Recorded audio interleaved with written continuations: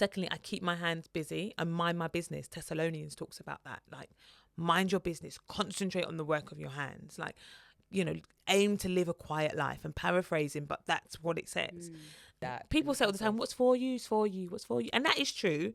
Don't get me wrong. But just work on what's for you. Yeah. Ooh. Like, work on what's for you. Do you know what I mean? Yeah. Jeez.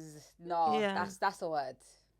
Everything. So, yes, things are for you, but work on what's for you. Yeah. Oh, I love that. That's kind of how I sort of, I think, yeah. People always say to me, like, where are your shows? Like, when they coming out? And like, people don't really know just how long development takes.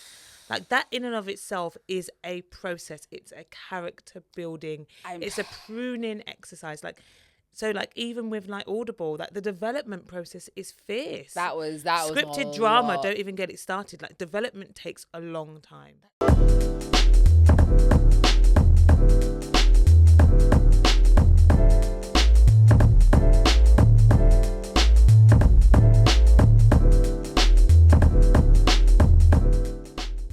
Welcome back to another episode of Taking Up Space with me, Lady T. This is a series about getting to know individuals and sharing some valuable insights on the space they operate in. Spaces such as health, business, entertainment, community, the whole shebang.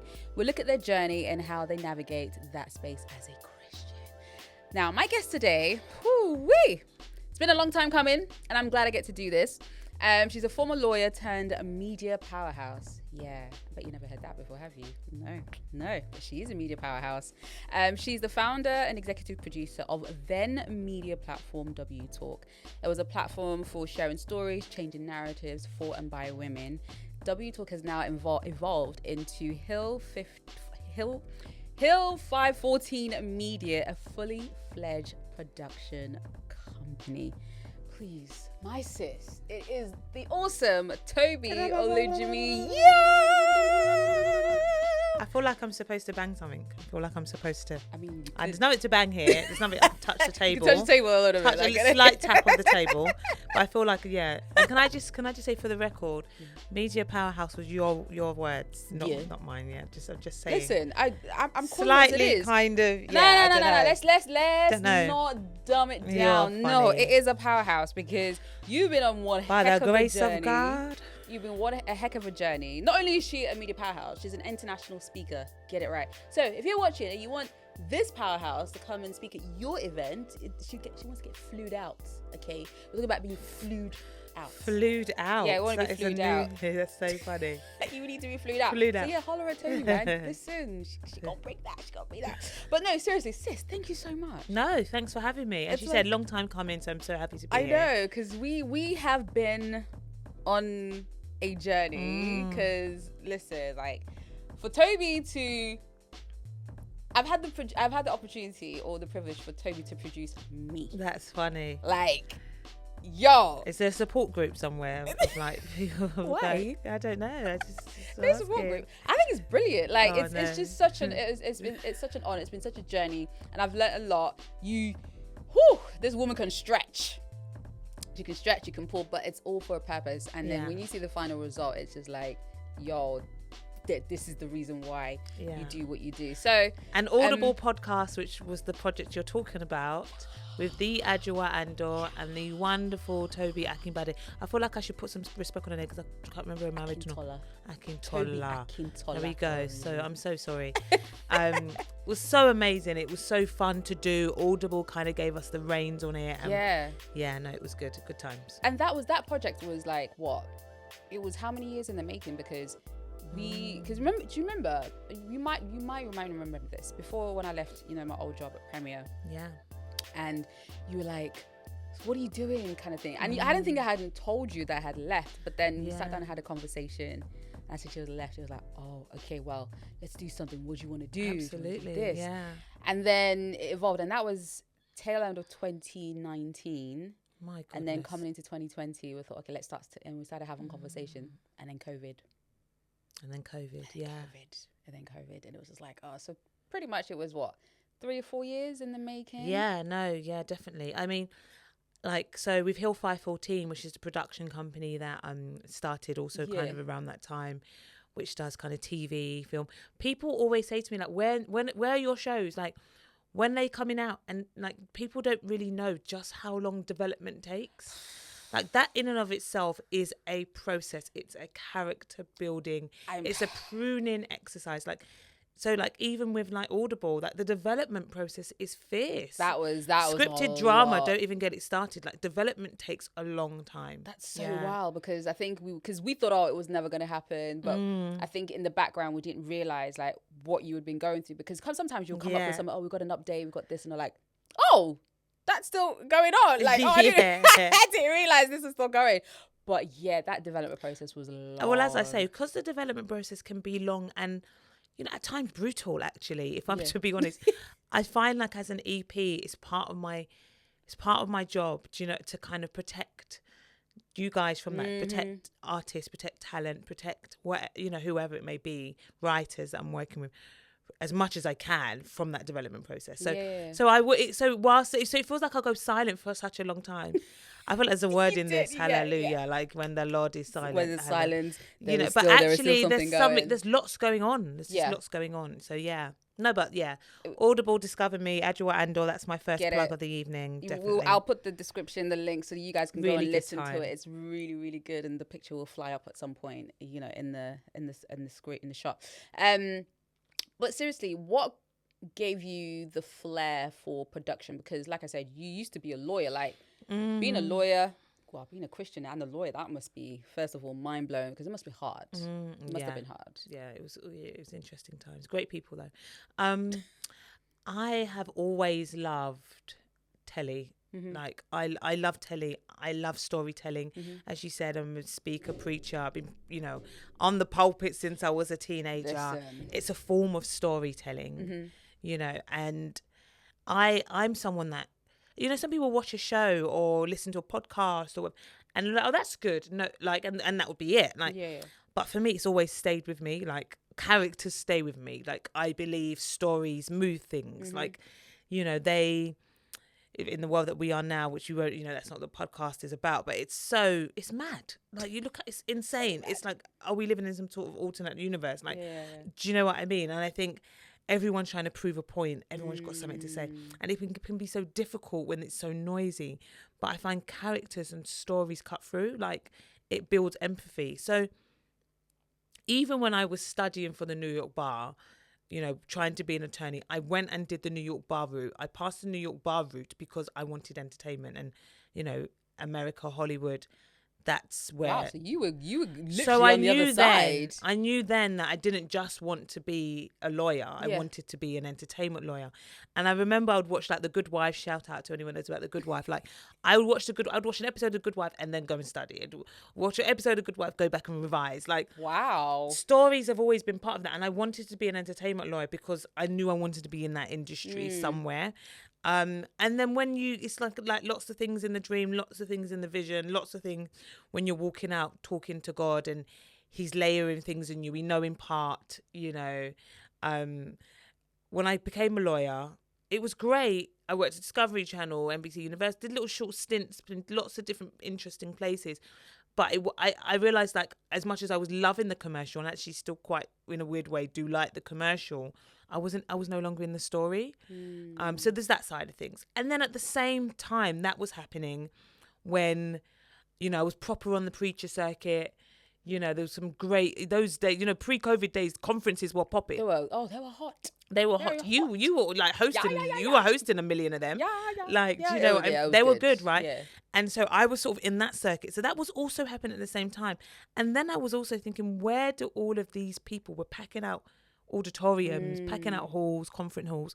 Where are all these women, particularly women? What are they watching and where they're going back to? Who has their ear after that? You know, and so that became a thought that kind of really kept running around my heart, running around, you know. It's where W Talk somewhat came from. It's that idea of like, where are our stories? Who's speaking to these people? Yeah. And then when I would go back to work and look at some of the deals and look at some stuff, I'm realising actually there's a whole lot of deals that are going on. There are a whole lot of stories being told, but they aren't ours. They aren't reflecting our communities. They have nothing to do with the worlds I know and the characters that I do. And actually, as much as I have loved and still do love a lot of the classic TV, for want of a better word, I reflect and think, actually, where's our stake in that? Yeah. It's particularly the diaspora. Like, where are we? And I know, and I don't say this to make small of the people who have come before us, because I can literally hear people like Adjoa Andor. I can hear people like, we've been around. We've been here all this. We've been around. Absolutely. And Yeah. I know that there is an element of that, but I'm just saying, for me, I felt like at the time, like, we hadn't had, when we still haven't actually. They've moved the needle, those that have come before us, but there's still so much we can do. And so, yeah, I felt like I was in that sort of really sweet spot where it was like, I sort of know of the industry, of course, like most things, completely naive to it, learning as I do every day. But I also thought, like, actually, I know great writers, I know great talent. Look, I saw you, I was like, I think you would be great. Like, I know great. So I didn't discover you. I'm not trying to say that, like, all of your success is down. No, I'm not trying to say that. But what I'm trying to say is, I know and have been fortunate and am fortunate to know wonderful people. And so, yeah, it sort of started from that seed of, like, one, thinking, like, the audience is kind of there, underserved, no one's telling our stories. But then equally, I know great people who could tell the stories as well, yeah. And I've seen so many people that you have, I guess, worked with, and you've put on productions, and you've done, like, audio feeds, you've done the video stuff, and you've produced, and I'm just like, yeah, you really know people. It's like, you know how to find the talent. You see the talent quickly, and you nab it, like, hey, what do you think you want to do, and stuff like that. And for me, thank you. having to never doing this whole Audible project, like, I've never done anything like that before scripted. It was out of my comfort zone. I'm used to just talking and being free scripting and just flowing, but then to be heavily produced by Tobi. Oh my gosh, that was a new experience. And I don't know, did I cry one time? I think I might have cried on the phone one time, because I'm thinking, like, I don't think I can do this, because you said that. Could I do this? Cried. I did. I was like, but if it's any consolation, I think we all cried. If it's any consolation, but I think I remember crying at the end of it as well. Yes, I saw that. Yeah, I think I did, and I think it's that moment of, wow, we all got to be in the room, we all got to say what we wanted to say. We had, like, Angie Lamar come through. Great names, like, Vivi Brown, like, as I said, Adjoa Andor. Like, we spoke to black women up and down the country. Yep. And I just thought, like, it was one of those moments where it's like, God said to Abraham, leave your house to a place I'll show you. And you don't know he doesn't know where he's going, right? But when he hears from God, he has a moment, he builds an altar, and then he moves a little bit more, builds an altar.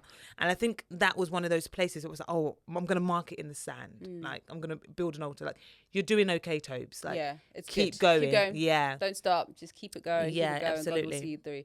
So as you're in this industry, this production filmmaking industry, as a Christian, like, what are the struggles that you have? Because first of all, you're in a predominantly male-dominated industry. Secondly, how do you navigate this space as a Christian? Because it can't be easy. Do you get that feed, that, like, kind of drawback from people, like, oh, they're not really looking to do faith type, productions or narratives? Like, what kind of things do you struggle, or have you struggled with? I don't know if it's as what people would expect, like, but I think so. We don't just make Christian content, and I think I never set out to make Christian content. I don't know if that means that I now need to end this podcast. Like, I'm a Christian who is an exec producer, if that makes any sense. Yep, perfect. So it's not like we only have to tell those stories. And I think, actually, if there's anything that's quite tricky, it's probably that. It's probably people not knowing what we want to make. They don't understand that actually I can watch something like This Is Us. Wonderful, beautiful writing by Dan Fogelman, just across the board execution, brilliant. And I can see the value of family in that. I can see the beauty. I can see God's idea of family in that show. You know, I see the coming back from loss. I see. So taking those sorts of those ideals, if you like, those things that are close to my heart, and putting them into story, which I think is all over scripture. Like, I think parables, I think they're very, you know, people can read scripture like a textbook, or you can read scripture like, oh my God, this is somebody's life. And when you think of them just separately, it comes alive, if that makes any sense. And so for me, I think it's that. I think people tend to think I'm going to make one thing. And that it takes a long time to show and subvert that. I think people are, I mean, by the grace of God, you know, you say male dominated industry, like I've been really blessed. I've been scaffolded by some great, you know, people, women and male and female. Yeah. Do you know what I mean? And I think they're not Christian. They don't believe what I believe. You know, they make it clear sometimes and sometimes they don't. But I think human to human, you know, storyteller to storyteller, we connect. And I don't know if that's because I'm not trying to impose what I believe in them. I would prefer to be a light in a room. I would prefer to be the salt in a room. That's my job. That's what the Lord has asked me to do. And so that's what I take real pride in doing. And I prefer to do that. And that sparks conversation at times. And when it does, I'm here for it. And other times it's about me being diligent in my work. And as the scripture says, find a man who is diligent in their work. Absolutely. You know, so yeah, I would love to tell you I've got horror story. It would be an entertaining podcast to really spill the tea and tell you of real big horror stories. You know, But sometimes you don't have them. I don't have them. I think it's about subverting. That's what I think it's subverting the narrative. I absolutely love The Chosen. I think it's beautiful. I've cried time and time again watching The Chosen. It's a stunning piece of art. But I don't think I've been called in this time in this season. Who knows, years to come, I don't know. But as I sit here right now, right, and from what I know now, I don't think I've been called to make The Chosen. Yeah. I think people may watch some of the stuff that's coming out from us, and I may get in a little bit of trouble. Because it might be a bit risky, and I think I might offend some more Christians than actually non-Christians, if that makes sense. Wild. But I think for the non-Christians, I think it's letting them understand, oh wow, they could be included too, and they can be a part of God's story too, and they are a part of God's story too. And I think that actually an exec came to the Audible live that we did. Yes. And she's senior exec in the industry, not a Christian, doesn't believe what we believe. And she was like, she felt like she went to church. It was a beautiful, wonderful experience. Wow. Months afterwards, she kept making reference to that experience of it. That she hasn't been to church in years, but she felt like she had gone to church, and she felt like she'd had a spiritual moment, and it's cool to, you know, like, and I think that to me is the challenge. It's not people being mean, or if they may be mean behind my back, I don't know, but nobody certainly has been mean to my face. So it's not that. It's about me. The challenge is me trying to show up honestly in the moment, me not joining the gossip, me having integrity. Oh gosh. Me the integrity part. Yeah, that to me, those are the challenges. It's on me. It's not on other people. It's about who am I? What kind of person am I going to be? Absolutely. You know, what kind of exec am I going to be? Do I give notes to writers in a loving way? Do I give notes, even though sometimes I may be frustrated, you know, like I've got a deadline, I've got pressures, I've got my own things. How do I deliver those notes? Like those are the things that I think are the challenges. Yeah. It's not about the stories. I have my own company. I can tell the stories I want to tell. And I guess this is so it's different than somebody that's working in and for a company. Yeah. If that makes any sense. Yeah. So you have your own, and it's like, okay, I'm going to tell this type of narrative. I can do this. I can do that. And before we go into the next thing, talking about Hill 5:14. Yeah. I think I know where that's from. Is that from Matthew? That's right. It's from Matthew 5:14. Read your Bible, pray every day. No, I'm joking. It's not that. Matthew 5:14. So it basically says that you don't, you know, put a light under a bushel. You don't put a light under a basket. You set it on a hill. And so that people can see that light, you know, and it shines brightly. And it says that people give glory to God the Father in heaven. Because it feeds into what you said about, you know, you want to be the light in the room. Absolutely. So making that, Yeah. what your, I guess, the umbrella of what you stand under the company, you have to emulate that in Absolutely. whatever you do. And every book agent, every book scout, literary agent, actor, writer, talent agent, commissioner. I mean, I could go on. Like, they all ask me, where does that 514 come from? What a brilliant conversation Yeah, starter. absolutely. And then I have to say that boldly with my chest. Yes. But also follow through on that. Yeah. You know, and it's not just about, and you know, on the slate that we're making, it's about, are these projects of light? Are they bold? Are they distinctive? That I say to people, and I believe it, there were so many stories that had been put under a basket, and it is my job to put them on a hill. Yes. You know, yes, so definitely. am I going to come good on that? You know, it's all well and good me sort of saying it, and it sounds lovely, and you know, but I also see it as a mandate. Like, you know, am I going to come good on it? Yeah, for real. Because it's so when we look at production companies, because people are like, oh, well, they've started a production company, this, that, and the other. I'm like, do people really know what a production company actually is? What you actually have to do? What kind of things does one have to do when it comes to production companies? Because I'm sure there's somebody who's going to be watching. Because I mean, it varies from different. I can talk to kind of mine. So I'm in the drama scripted space primarily, and as you know, also do audio and podcasting too. So, but I'll speak primarily to our day job, which is, you know, scripted TV. So a production company builds a slate of projects. And then they take those, but that's I've said that like, oh, we build a slate project. That's actually quite a hard thing to do. You take writers or people that you like their voice and you like based on your taste, you know, and you come up with ideas with the writers. You then commission that writer. So if you've got a production company, you've probably got some kind of financing to commission a writer to write a script. And you do that over, maybe depending on how big your company is, over and over again. And then those projects form your slate, almost your company identity. And then the head of that company or the EP or the EPs of that company, the senior management of that company would take that and attempt to sell it into the marketplace.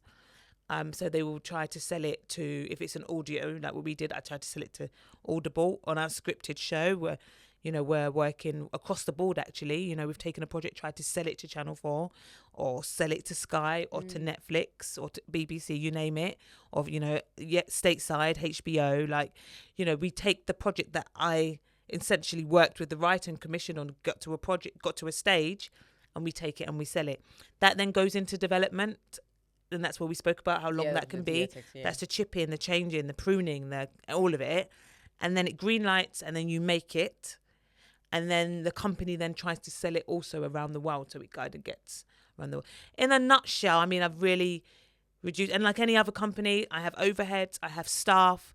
You know, we most recently signed a first look deal with Sony, which was fantastic. Listen, let's talk about this, because this is, I think for me, when it was officially announced, I'm like, yo, this is I'm gonna say young, because you are young. I'll take it, girl. You can say old, you know. I'll take at this point, I'll take it. Listen, I'm not fighting it. It's a Wednesday evening. A young black woman, Nigerian British, or was it British Nigerian, whichever way you want to do it. I don't mind. I'll take either side. I don't think the Niger. From what I'm seeing from this Dirty December, I'm not sure if they're accepting. No, if they're accepting, but me, I accept them. So yeah, you know, Nigerian British Nigerian, who has this type of deal. I mean, people get deals, but then for this to kind of happen, I think it's kind of monumental. It's a big deal from an independent. Beyond a doubt. I mean, now that's when I cried, because the deal took about how long did the deal take? About 14, 15 months to do from that. And that's just offer to signing. Yeah. Don't speak about all before that. And I think when it's signed and when we got, and it was really announced, that's when I cried, because I think you kind of go. I think I cried all day, to be fair, because it's just a God moment. Like I know I'm not trying to say I'm not working out here in these streets. I'm working, but I think a lot of people are working.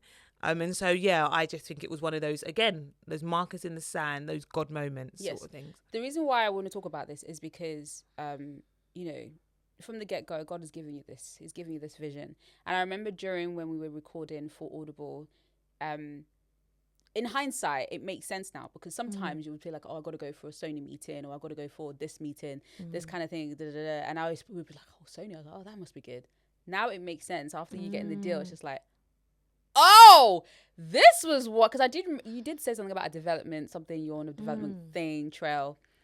But then when it was officially announced, and in hindsight, I was like, oh, those were what those meetings and those conversations were about. And, you know, now you have this deal. So what does this deal look like? What does it mean for you, the production company? What kind of things can you now do with I mean, well, Sony, you know, is one of the biggest entertainment studios in the world, hands down. You know, they will scaffold me, for want of a better expression. That's what they're doing. You know, there are people in executives that, you know, I'm working with, and with the lovely people at 11th Hour Films as well, who have been in this game for a long time. And I think so in some respects, it's that support. You know, obviously, of course, with that support comes all the rest of the commercial, you know, I've got to come good, you know, on the deal. But essentially it's a first look deal. So first look deal is, you know, projects that we are building on our slate that I spoke about. You know, we take to them first. And when we do get that project at the other end of it, you know, we made it, they will help, you know, distribute that and sell that around the world. So that's fantastic. So that means like things are looking good. So over the next, I guess, like 3, 4, 5, 6 years, you've got a good I guess you've got a good partnership going for you to they're a great partnership products, you know, but you know, it's a great partnership, and it continues to be a great partnership. But I think, like all things, right, you know, Jesus is the reward, and I just, you know, you just got to keep your feet on the ground and just keep working. It's a really tough business, and the entertainment business is a tough business. It's a competitive business. You know, there's, you know, downturn at every side, really. The market is contracting. And so for me, I just want to stay sober. Yeah. You know, I think I just want to stay sober, stay sober-minded, like enjoy what we're doing. You know, I've got a wonderful team, great people who I believe are tastemakers, you know, and as I said, we're curating that slate and just not overdeveloping, not getting kind of greedy and going mad, but instead like, what's the stories that I can tell, and what are the stories that I should be telling? Yeah, you know, definitely. That's where we're at. And so we're having a lot of fun, but we're working really hard. And I think being sober-minded, anyone that wants to build anything, I think being sober-minded is so important, because I think you can look left and right and say, oh my God, they're doing that. There's always someone I can look at and be like, they're doing something that I would love to be doing. There's no point in doing that. And then you can also gas yourself too, like, so need deal. So need it. You get to the place too where you'll get a little gas, and I think actually both extremes aren't the healthiest. I think you know, somewhere in the middle of just you got to balance it. Just balance it out. Too overboard. There's work to be done. Yeah. As I said, I cried all day. It was a beautiful God moment. I messaged all of the people who had put faith in me. You know, as you said, they don't really typically do these deals. I'm a very small company. And so it was a leap of faith, I think, on their side. So I did all of that. And then afterwards I got to work, and I think that's what, you know, you do every day. That every day, you know, the mundane, you know, that sort of thing is, I think we don't talk about that enough. We don't big that up enough. I'm not every day coming to talk to you in a lovely, shiny, nice little studio and a lovely pod. That's not my reality every day. No, it's not. Yep. You know, I get up, I go to the office and we work. You know, and I think that's where I have to stay sober-minded. It's incrementally building. It's not, how do I get straight to the top? Yeah, it's exactly. Just bit by bit. And what have been your struggles, like, you know, personally, mentally and spiritually on this journey? Because there has to be some. What are you talking about? There's loads. I just said, you just asked me about as a Christian in the industry, and like, you know, sometimes when people ask me, I always think, oh, do people think it's Sodom and Gomorrah? I don't know. I'm not at the parties. I'm not. Diddy hasn't invited me to a party. Diddy don't know I exist. I've just got a small company, like, you know, like, so. And you know, I know when to go home too. So yeah, that's what I was saying with that. But that's not to say that it's stretching. Sometimes God gives us assignments, and it's less about the assignment and more about you. You know, He calls you into places where it's like you want to walk on water, and it's less about the walking on the water and more about me and Jesus. What's the work he's going to do in me? And this whole journey that I'm still on is fundamentally about the pruning of me. It's about, the entertainment business is a taste business.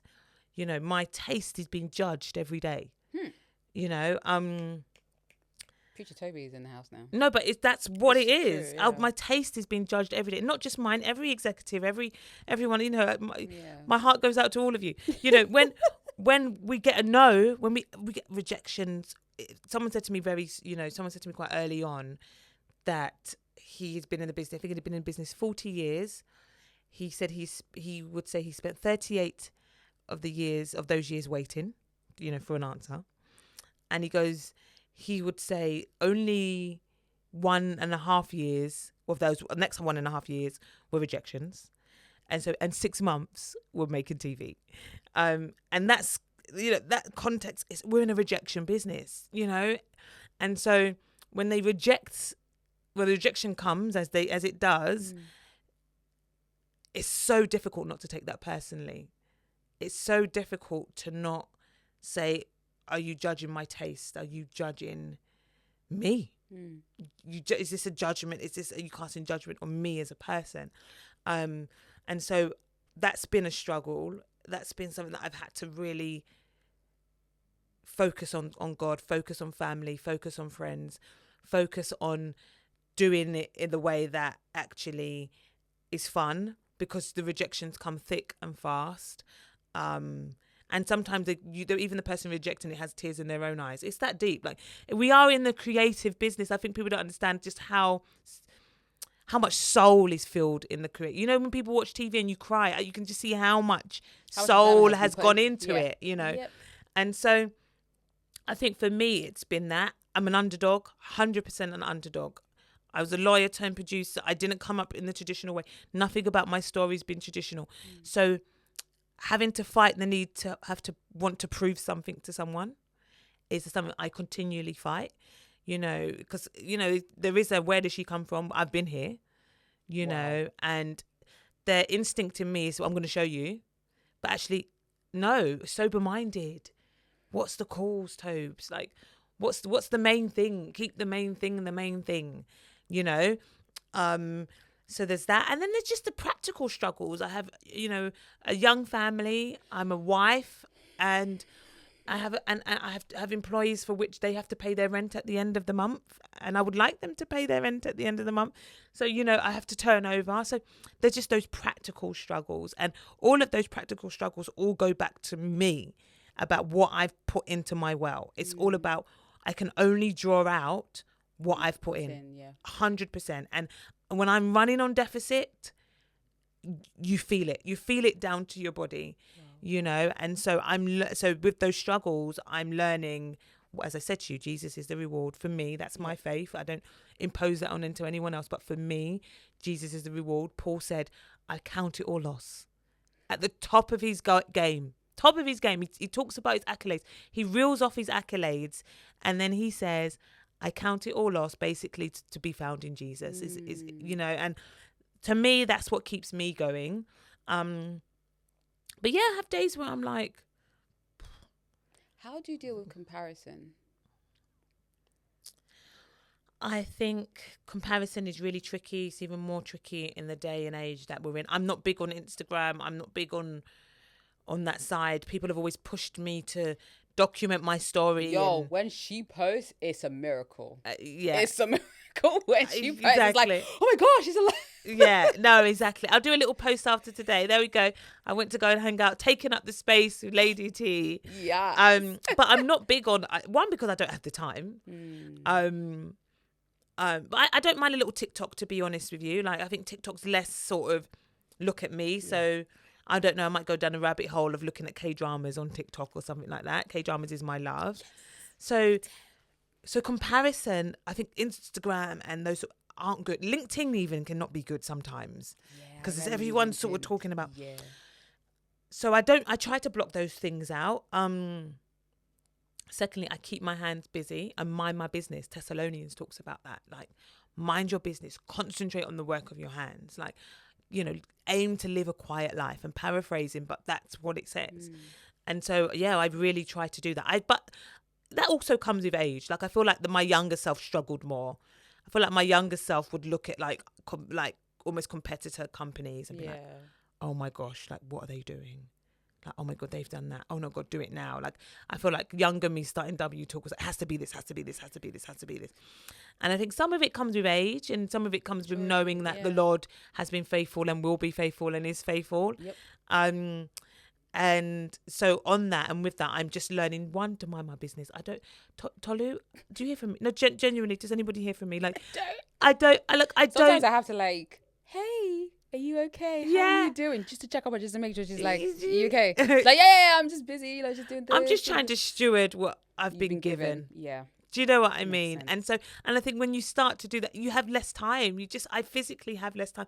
And on the occasion, because I'm human where I look and I think, I don't know, that show's coming out. And sometimes the industry can be really reductive. I've got a show in development with X, Y, and Z, and that's been greenlit, and the industry's reductive. Is that going to affect? You know, we've got one. Is that going to affect? You know, then in those moments, I just have to pause and move on to something else. like as in move on to something else practically, and that project, surrender it. And sometimes it comes back and it is kind of what I feared, you know. And I've got to deal with that. And other times it moves forward and it isn't what I feared, and it was just all. It was all me. It was all in the head, and you're just like, oh, why did I do that? People say all the time, what's for you is for you. What's for you? And that is true. Don't get me wrong. But just work on what's for you. Yeah. Ooh. Like. Work on what's for you. Do you know what I mean? Yeah. Jeez. No, that's a word. Everything. Yes, things are for you, but work on what's for you. Yeah. Oh, I love that. That's kind of how I sort of... I think, No. It's great. And, you know, you talk about family, you talk about being a wife, you're a mom. What kind of tolls has that taken? Because obviously you're building this, essentially you're building an empire. You started building an empire, and it's about to pay off very soon. I think it's going to pay off. It's not like it's not going to. It's going to pay off. Simple as that. But how has that impacted your family life, and especially... let's talk about being a wife first. Like, how has that impacted your relationship with your husband?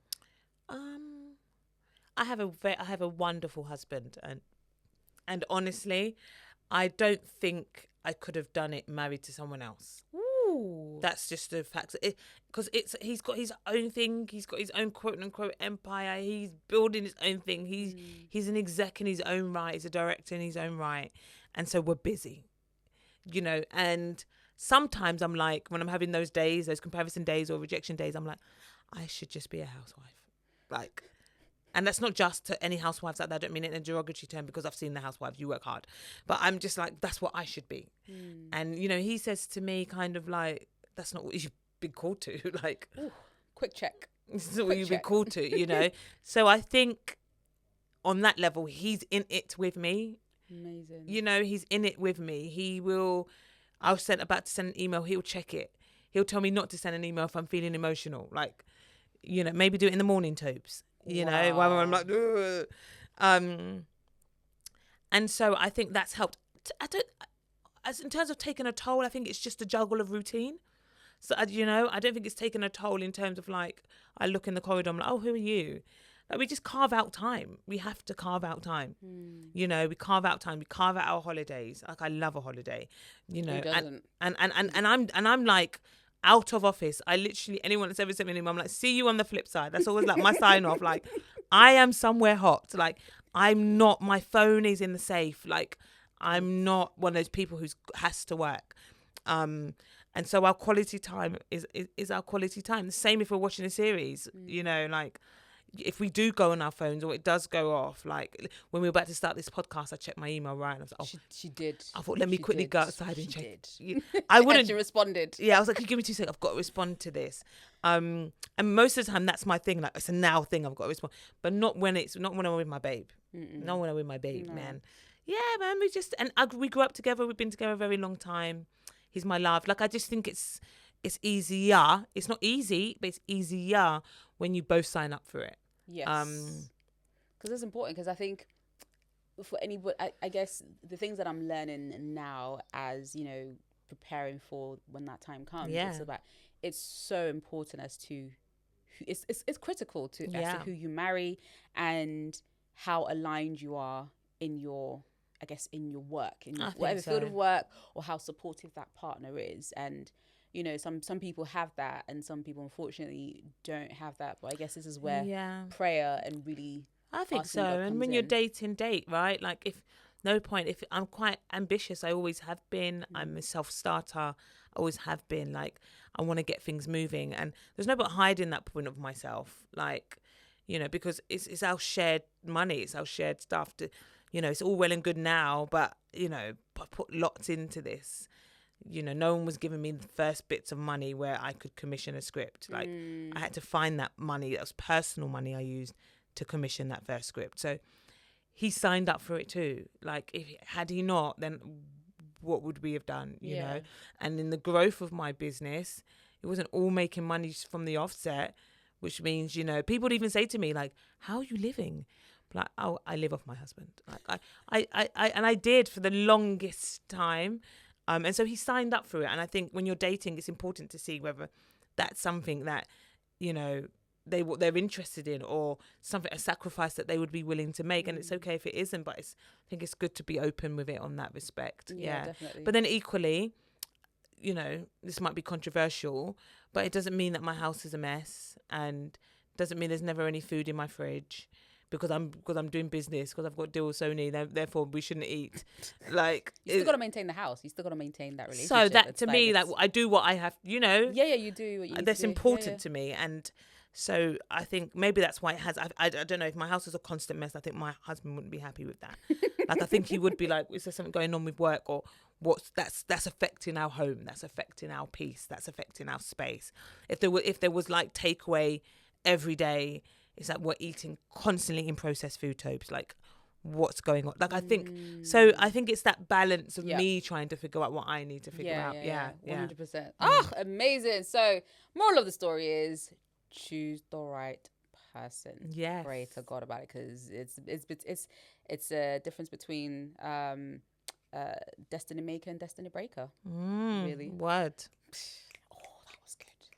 Thank you, Holy Spirit. Destiny maker or destiny. And then, as a mum, you got two beautiful. Her babies are so cute. Little cute babies. And then you're building this again. Yeah. Being a mum. You know, you just have to, as I said, it's so important. Like, you know, train up a child in the way of the Lord, and when they're older, they should not depart from it. They're my babies. They're my love. They're my heartbeats. That's, you know, that is my assignment. That is my first assignment, really. You know, after being a wife, that is my assignment. So I make sure I'm present. I'm honest. Doesn't matter. I can spend 6 months trying to speak to a commissioner, you know, and I need to speak to that commissioner because this is the project that they need to take, and it has to be them, and it's this channel, and they can come back to me and say, I can only do X time, and that's the time I'm supposed to pick up the children. I will say to them, I'm so sorry. That's my school run. Can you do another time? Come on. And that's my answer to that. It's just that simple. Bottom line. Yeah, it's you know, I'm not gonna leave the children at the school gates to quickly try and I'm not gonna do it. And most people actually are like, of course. And I think it's that pressure of trying to make sure that you get this they've given me this one time. Yeah. What am I going to do? It's not that deep. It's not that deep. They'll give you another time. This is it. There'll always be another time. And equally, I take calls and, Mummy, you know, and it's like, I'm so sorry. Those are my children, and can you give me 2 seconds? Or I'll say to them, give me 2 seconds. You know, give me 2 seconds. Yeah. So I'm quite open about the fact that. And even because it all goes, and maybe that goes back to the industry I work in, it's the creative business. We are telling the stories of human souls, everyday lives. Yep. I'm not going to hide mine. So I am quite honest about the fact, I've got small children, I've got a home, it's probably chaotic. And some 9 times out of 10, so today. So do the people I'm talking to. They have lives as well. They're They pushing have a Skittles to the family. side. Yeah. So sometimes you bond on that. So it's quite cool. Yeah. Oh man, nah. It's so good to see, because I think sometimes I'm like, how does she do it? How does she run a business? How does she keep being a mom Grace of and God. being a wife? Because those two like critical elements of your life are like. But I also think it's like, they're going to go on by the grace of God and everything that the Lord wants over their life. Yes and amen. And I think it's powerful to see their parents do that too. Maybe not to ever say it to them, but when they reflect back, they went through it. Yeah, my dad went through it. My mum went through it. They did it.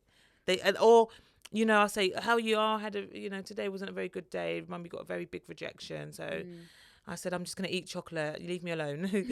And they see that, she got rejected. But then the next day she's up again and she's working. Like, to try and model it. Yeah, to try and model it is really important. Yeah. That's yeah.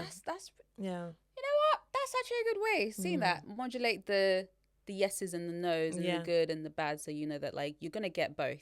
That's life. How life. you actually, it's life. It's just how you handle it, how you go through, through those days. I mean, this has been so amazing, because I think I just really want people to see that, like, you are this amazing producer. You're an exec producer in media, because a lot of people want to be in the media space. They want to do production, and how do they do it? But like, what does that look like? And sort of highlighting you're a mum, you're a wife, you're building this thing. This is the things, like, it's not something that's been done overnight. No. It's the last, 10 plus I years? suppose, 10 plus from years. law, From law years. 10 plus years to get to this place. And it's about staying. It's about the consistency. It's about, those rejections. How do you deal with those rejections? How do you put God in those rejections? How do you Lord, if this thing don't come through, okay, it doesn't go through, what do I do next? How do I move on? How do you keep God at the center of these things? Because I think sometimes we're very, very quick to forget God when something hasn't gone right. And it's just like, really? That's when I'm like, I need you. It's like, right, this is, please help me. Help me. Yeah, just help me to come through in this. So, in a nutshell, for someone who's watching right now and who wants to get into the production space, who wants to get into the creating stories, creating narratives, whether it's from a faith angle or non-faith, or trying to balance the both, like, what kind of things do they need to start looking at as a production house? Like, what are the steps to being a production company, and things to think about, things to look at? So they want to be a producer. Let's talk about being a producer. What does a producer do, and then how do you then build that? I suppose it's about taste and refining your taste and what that is. What do you like? What don't you like? And why? It's really important. And then build your network. Get in there. Like, work. You like a show? Who made that show? Ask them for a meeting. Wow. Maybe not the CEO of the company, but there's so many people, hundreds of people make a show. What did you like? Is it the arts and crafts? Is it, or do you want to be a director? Did you like the direction? Who was it? Who's their agent?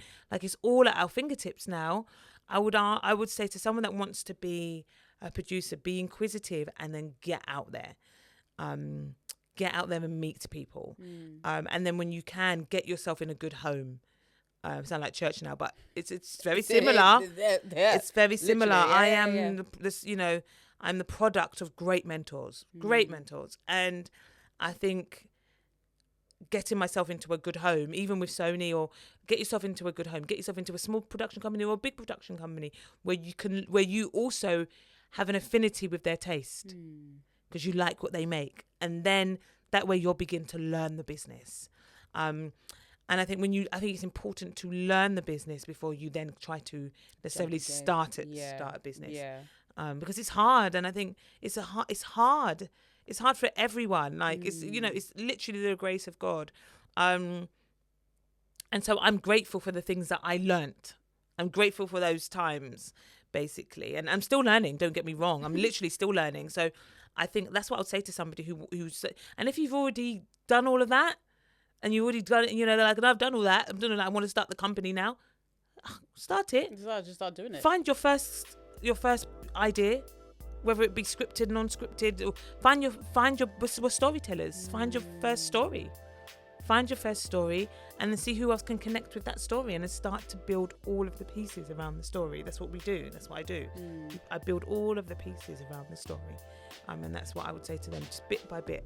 It's like we're problem solvers. We're sort of like, I don't know how to explain it. We're house builders. Yes. We're problem solvers and house builders in the same way, and firefighters and all of the other things. But we build the pieces to the story. Absolutely. I need someone that's a beautiful writer. I need to love and rate their writing. Do you know what I mean? So that's a piece. But eventually I need a director. I need a script editor who's going to come alongside me and our script editor to make that what it needs to be. Just build. I've said to the producer, begin to build all of your pieces. Amazing. And if it's a Christian producer, I would say do everything with God. I don't want to go where he is not. I don't care where that is. I do not want to go where he is not. So just if you have a faith and you're listening to this and you have a Christian faith, well then I would say he is the ultimate creator. There is, literally everything exists by virtue of his existence. So, take notes from God. Like we give notes, right? That's what we do as producers. Take the notes from God. Yeah, so absolutely. Yeah, amazing. Woo! Wow. I don't know if I want to end on that or I don't want to end, but we're going to end on that because I think that's such a great way to finish on that. And I think it's just been there's been so many key things that you have said. Having your foundation in God, your faith, that's the number one. And staying focused, staying committed, staying grounded, super, super important, that we continue to be on that. So if you want to be in the production space, get her tips, like listen back to this and write down the key things that she has said. And if people want to get in touch with you, like in terms of like, because you will probably become a mentor quite soon, mentoring other people and getting there. But if they want to get ideas. Ideas and stuff. You can follow me on Instagram. I know I said I'm never there, but still, I am there. I am still there. Yeah. No, my name's Tobi Olujimin. You can find me there. You follow the company. We've got a newsletter as well, and it's got a beautiful community, and I love talking to them about our updates. So good. You'll find that with like at hill514.media. So you'll find all the stuff we do there.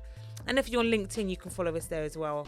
Hill514 Media. There you go. So Hill514 Media. I'll also put the link in the description box so that you can holler at her and just get in touch and watch this space is all I'm going to say. Watch this space and watch this space taking up the space. Ooh! Thank you so much for having me. This is great, Tols. Honestly, this is so good. I'm so happy you're doing it. Thank you very much. Yeah, I really appreciate it. It's just wonderful, guys.